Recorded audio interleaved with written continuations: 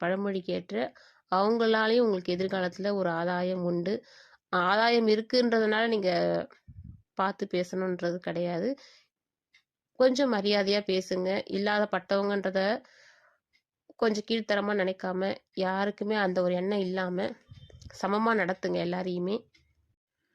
தந்தையாருடனோ அல்லது மச்சனர் அப்படின்றவங்களுடையோ ஒரு சின்ன மனக்கசப்பு ஏற்பட வாய்ப்பு இருக்குது. அதெல்லாம் நீங்கள் கடந்து வந்து தான் ஆகணும். சமாளிக்கணும்னா நீங்கள் விட்டு கொடுத்து தான் போயாகணும். பிடிவாதம் பண்ணாதீங்க. நீயா நானான்ற தர்க்கம் வேண்டாம். இதெல்லாம் நீங்கள் தாங்கிட்டு வந்தீங்கன்னாவே இந்த 2026 பார்த்தீங்கன்னா உங்களுக்கு ரொம்ப அமோகமாக இருக்கும்.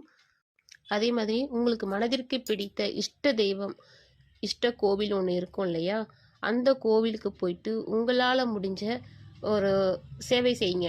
அங்கே க்ளீன் பண்ணி தரது, சாமிக்கு சாற்றக்கூடிய துணிகளை துவைச்சி தரது, அந்த பூஜை பாத்திரங்களை தேய்த்து தரது, கோவில் கோபுரம் அனுபவி உத்தரவு கொடுத்தாங்கன்னா அவங்ககிட்ட கேட்டு அந்த அங்கே இருக்கிற ஒட்டடைகள்லாம் க்ளீன் பண்ணுறது, இதை மாதிரி சின்ன சின்ன விஷயங்கள். அங்கே மாடுங்க இருந்துச்சுன்னா அந்த தொழுவத்தை க்ளீன் பண்ணுறது.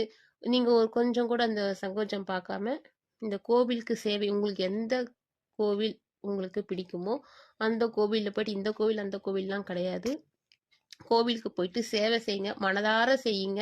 இதை செஞ்சால் நல்லது நடக்கும்னு நினச்சி செய்யாதீங்க. இஷ்டப்பட்டு அனுபவித்து செய்யுங்க.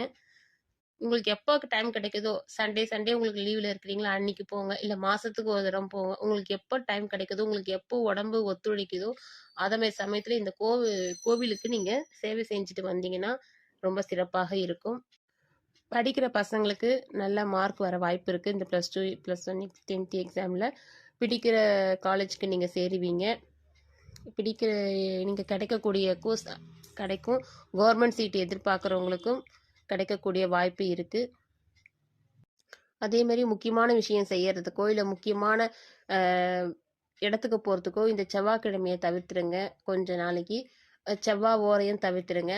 மற்ற நாட்களையும் மற்ற ஓரையும் பயன்படுத்துங்க. உங்களுக்கு வாழ்க்கைக்கு வெற்றிகரமாக அமையும்.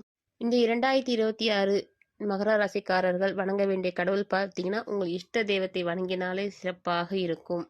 அவர்களுக்கு தேவையான பூவு விளக்கேற்றுவது இதை மாதிரி நீங்கள் செஞ்சுட்டு வந்தாலே போதுமானது. இந்த கோவிலுக்கு போங்க அந்த கோவிலுக்கு போங்கன்றது மகர ராசிக்கு தேவையில்லை. உங்களுக்கு இஷ்ட தெய்வத்தைக்கு மட்டும் நீங்கள் வணங்கி வந்தீங்கன்னா ரொம்ப சிறப்பாக இருக்கும். இந்த 2026 உங்களுக்கு வாழ்வில் பிரகாசமாக இருக்க வாழ்த்துக்கள். நன்றி, வணக்கம். உங்கள் ஜோதிடர் கவிதா.